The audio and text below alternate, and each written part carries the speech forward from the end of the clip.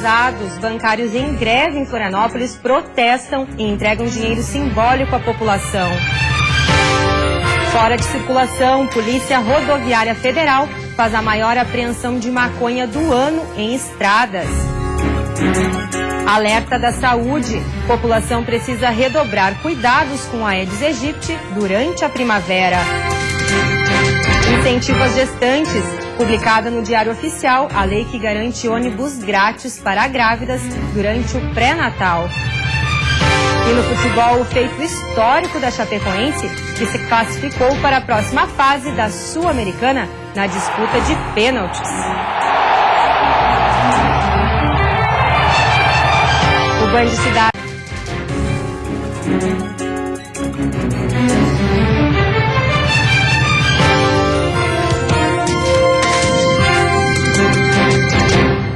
Olá, boa noite. Quem tem urgência em fazer algum serviço bancário vai precisar de paciência. Esta já é a greve mais longa dos últimos anos e a última negociação ontem terminou sem sucesso. Os bancários fizeram um ato no centro de Florianópolis. Com máquinas de lavar roupa e entrega de dinheiro simbólico, eles protestaram contra a conduta dos bancos. O intuito é denunciar as práticas ilegais que muitas vezes são acobertadas pelos bancos, porque nós tivemos diversas denúncias de corrupção que ocorreram no Brasil e muitas vezes os bancos acabam acobertando essas situações e a gente acaba não tendo, de fato, as investigações chegando até o final e criminalizando os culpados. Os grevistas alegam que o setor é um dos que mais obtém lucros no Brasil, embora não tenha sinalizado aceitar a proposta de reajuste feita pelos trabalhadores. Nós tivemos os grandes bancos lucrando cerca de 30 bilhões nesse primeiro semestre. Nós aceitarmos uma proposta que chega próxima a 70% da inflação, que foi o que eles nos ofereceram. Ofereceram 7%, que não cobre sequer a inflação acumulada nos últimos 12 meses. A greve dos bancos completou 24 dias. Essa já é a mais longa paralisação desde 2004. Nesta terça-feira, uma reunião de negociações mais uma vez terminou sem sucesso. A categoria pede 5% de aumento real e 9,5% para a reposição da inflação do período. Mas a Federação Nacional voltou a oferecer apenas 7% e um abono de R$3.000. Os bancários rejeitaram a proposta e a greve segue por tempo indeterminado. No momento não temos perspectiva de novas negociações, mas estamos aguardando, a qualquer momento a gente pode ter novas negociações aí. A Polícia Rodoviária Federal fez a maior apreensão de maconha do ano em rodovias federais do estado. A droga foi localizada após uma fiscalização na região norte. Cerca de 800 quilos de maconha foram apreendidos. A droga foi encontrada após uma abordagem de rotina na BR-101. Uma grande apreensão de droga no posto de Pirabiraba da Polícia Rodoviária Federal. E estava estocada na caçamba de uma caminhonete, em cima dos bancos traseiros e também no chão do veículo. Além da maconha, os policiais descobriram que o veículo estava com as placas clonadas, com registro de roubo em Campo Bom, no Rio Grande do Sul. O motorista de 20 anos disse que foi contratado para transportar a droga do Paraguai até Florianópolis. Ele foi preso em flagrante e encaminhado para a Delegacia de Polícia Civil. E a UFSC foi sede hoje do primeiro Fórum Harmonia, Integridade e Ética no Brasil. A primeira edição do Fórum trouxe para Florianópolis o ex-ministro do Tribunal Superior Eleitoral, Walter Ramos da Costa Porto, falou sobre a história do voto. Se vota no Brasil há quase 500 anos. Diferentemente de todos esses países da América Latina, de influência espanhola, e que só deram eleições, só deram a possibilidade de eleições no século XIX. O Brasil começa, ou pelo menos a documentação existente, mostra que já em 1532 havia eleições, seguindo as chamadas ordenações do reino, para o que seria a Câmara, hoje a Câmara de Vereadores. O ex-ministro falou também sobre a importância de se divulgar para a população como funciona o processo eleitoral no Brasil. Há dois movimentos no voto brasileiro, no voto proporcional. No primeiro, você escolhe o partido que você elegeu. Em segundo lugar, você vai dizer quem deve vir em primeiro lugar na lista. Porque a lista brasileira, diferente de todos os outros países, é de uma lista que se completa ao final da eleição. No exterior, você recebe a lista e põe na urna. Aqui no Brasil, a lista se fecha depois. Qual o eleitor que sabe disso? Há poucos dias de mais uma eleição municipal, o Fórum Harmonia, Integridade e Ética no Brasil visou debater assuntos relevantes sobre a atual situação do país. Conceitos que estão um pouco esquecidos, ou talvez as pessoas não lembrem tanto por não terem bons exemplos. Porque os bons exemplos começam em casa e é isso que a gente precisa relembrar. O evento também foi uma forma de exercer a solidariedade. Alimentos foram arrecadados para a Associação Senhora de Lourdes. E hoje, nessa ocasião, a gente determinou pela Associação Senhora de Lourdes, porque a gente tem um enorme carinho, eu principalmente como presidente, do trabalho do CAPC, que é um trabalho muito bonito com pacientes oncológicos, e que esses alimentos sejam doados para aquela casa que tem um trabalho de muito amor incondicional. E a seguir, mesmo durante a primavera, é preciso estar atento para evitar criadouros do mosquito Aedes aegypti. E ainda, sancionada a lei que garante ônibus para grávidas fazerem o pré-natal em Florianópolis.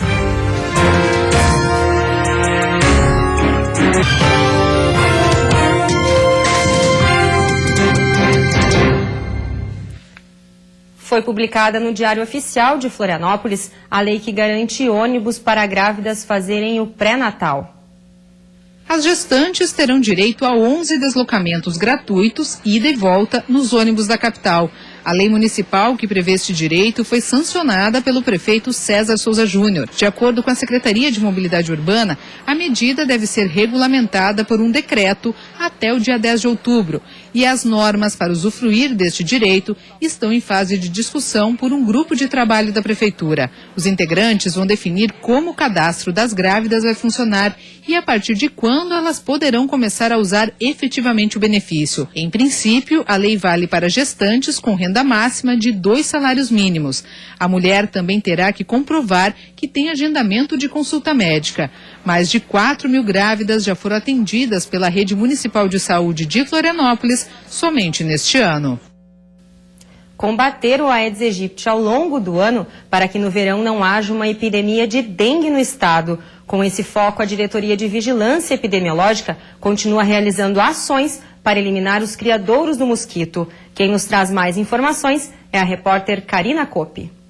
Com a chegada da primavera, as temperaturas ficam mais elevadas e as chuvas mais frequentes, formando aí as condições ideais para a proliferação do mosquito. Por isso, o combate ao Aedes aegypti deve ser intenso, independente da estação do ano. São totalmente condições ideais para a proliferação do mosquito, né? Tendo locais, recipientes, depósitos com água. E o calor do verão, com essa chuva, associada às chuvas, é a condição ideal para a proliferação desse mosquito. E basta aí um pouquinho de água para ele já conseguir se proliferar. Exatamente. Qualquer depósito que tem pouco de água, né, já cria essa possibilidade da reprodução do Aedes aegypti. E acho que um ponto que é importante a gente destacar é que os ovos resistem a condições sem água. Então eles resistem no ambiente por um período maior de um ano. Então esses ovos permanecem lá. A partir do momento que chove ou que esse depósito tenha água, esse ciclo do ovo é reativado e se torna um mosquito adulto. Em uma semana ele já consegue se tornar um mosquito adulto e sair se proliferando e também transmitindo doenças, né? Exato, é muito rápido o ciclo do mosquito. Então, de ovo até o mosquito adulto, isso leva 7 dias. Então, a quantidade de mosquitos que são colocados no ambiente, essa reposição dos mosquitos é muito rápida. E o mosquito, a fêmea do mosquito que está contaminada com o vírus da dengue, da chikungunya, da zika, ela já pode transmitir isso para os ovos. Ou seja, esses ovos que vão eclodir em mosquitos adultos já podem vir a transmitir a doença, né? Não precisam picar uma pessoa para passar a realizar a transmissão. Então vale o alerta aí, né? Sempre verificar seus quintais, os locais onde pode acumular nem que seja um pouquinho de água e conseguir descartar essa água para tentar evitar que o mosquito se deposite nesses locais. Isso, exato. Essas ações devem ser realizadas ao longo de todo o ano. Então a gente acaba tendo no inverno uma diminuição do número de focos da Aedes aegypti, mas que nem eu falei, os ovos permanecem lá. Então agora é o momento de retomar, intensificar esses cuidados, eliminar qualquer depósito que possa acumular água, limpar aqueles que não podem ser eliminados, para que a gente consiga reduzir o risco de transmissão dessas doenças em nível epidêmico na próxima temporada. Como que está aí o controle e o combate ao mosquito no estado? Que ações estão sendo feitas neste momento? As ações continuam, elas são contínuas, né?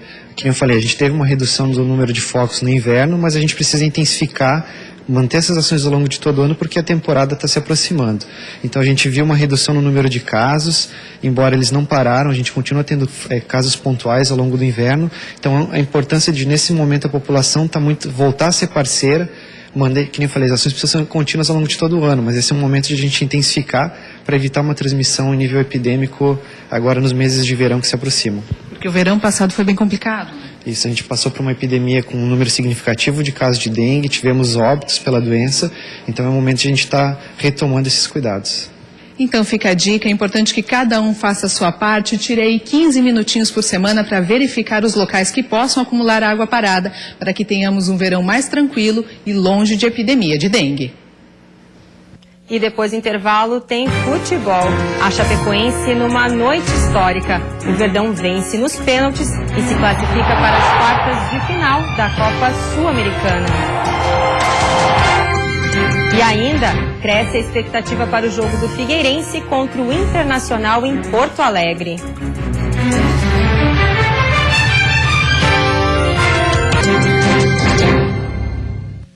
Futebol, a Chapecoense se classificou para a próxima fase da Copa Sul-Americana na cobrança de pênaltis. O jogo também foi marcado por confronto entre torcedores argentinos e policiais. Já nos primeiros minutos, Danilo deu pistas de que seria o destaque da partida. O goleiro argentino também fez boas defesas. Na cobrança de falta de Kleber Santana, Denner acertou a rede pelo lado de fora. No segundo tempo, o Independiente chegou com perigo e Ortiz acertou o travessão. Josimar afastou no meio do campo. A bola sobrou para Kempis, que por muito pouco não abriu o placar. A Chape perdeu mais uma chance incrível. Felipe Machado mandou para o gol.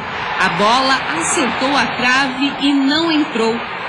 Kleber Santana bateu falta e mais uma vez a bola bateu na trave. Após uma briga entre os torcedores do Independiente e a polícia militar, o jogo foi paralisado por 9 minutos. Quando a bola voltou a rolar, Florenci chegou com velocidade e mandou para Bruno Rangel, que perdeu mais uma chance de abrir o marcador. A bola parecia querer não entrar. Kleber Santana acertou a trave outra vez. O Independiente assustou com Sanches. No tempo normal, a partida ficou em 0-0 e a decisão foi para os pênaltis. A Chapecoense começou as cobranças. Thiago parou na trave. Benítez não passou da defesa de Danilo. Kleber Santana, na segunda cobrança, parou em Campana. Quem saiu na frente foram os argentinos com Vera. Felipe Machado fez para o Verdão. Na cobrança de Rigoni, Danilo apareceu novamente.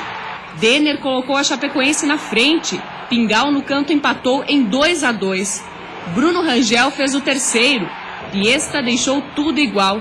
Nas cobranças alternadas, Gil desperdiçou. Sanches teve a chance, mas Danilo, inspirado, defendeu. Na sétima cobrança, Matheus Biteco bateu com categoria. Toledo empatou. Thiaguinho deixou a Chape na frente, 5-4. Até que Tagliafico cobrou, mas Danilo mais uma vez defendeu e classificou a Chapecoense. Eu acho que a soma dos dois jogos nós merecemos. Nós fomos lá em Buenos Aires e enfrentamos um adversário forte, numa atmosfera dificílima, e suportamos bem. Uma defesa que para muitos é a mais vazada do brasileiro, mas a gente, 2 jogos, 0 gols. No brasileiro agora a gente tem tido uma segurança muito grande. Então é fruto do trabalho. Una gran pena, una gran tristeza. Y bueno, intentar digerir esto rápidamente porque no tenemos tiempo de cara al próximo partido, pero es un momento sin duda difícil.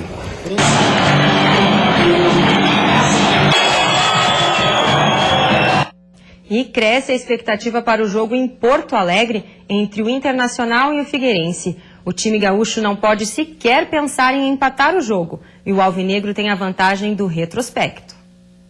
O figueirense não deve ter mudanças para enfrentar o Internacional no Beira-Rio. Isso em relação ao time que jogou contra o Santa Cruz. Afinal, são 8 nomes no departamento médico. Jogadores como o zagueiro Marquinhos, os volantes Denner e Eli Carlos, os meias Badi e Ortega. Uma lista grande e de boas opções que estão fora do jogo contra o Inter. Mesmo assim, o Figueira tem ao seu lado o retrospecto. Nos últimos 10 anos, o alvinegro enfrentou o Colorado em Porto Alegre 7 vezes, com 3 vitórias, 2 empates e 2 derrotas. A 4 pontos do Inter e fora do Z4, não teria um momento melhor para manter essa escrita e trazer mais 3 pontos da capital gaúcha. E depois do intervalo, São José realiza evento para os apreciadores de cervejas artesanais.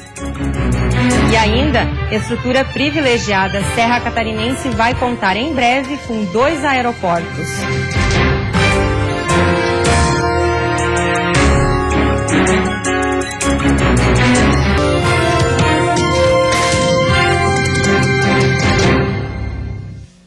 Começou agora há pouco em São José, na Grande Florianópolis, um evento para quem aprecia cervejas artesanais. O festival segue até sábado. Os últimos preparativos no Centro Multiuso de São José foram feitos durante a tarde. No ano passado, 8.000 pessoas estiveram no primeiro Festival da Cerveja Artesanal. A União Cervejeira, que representa o setor na Grande Florianópolis, traz nesta edição 8 cervejarias. Dar visibilidade, valorizar os produtos de qualidade que são feitos na região da Grande Florianópolis. Renildo também fabrica cerveja há 3 anos e a produção é de 20.000 litros por mês.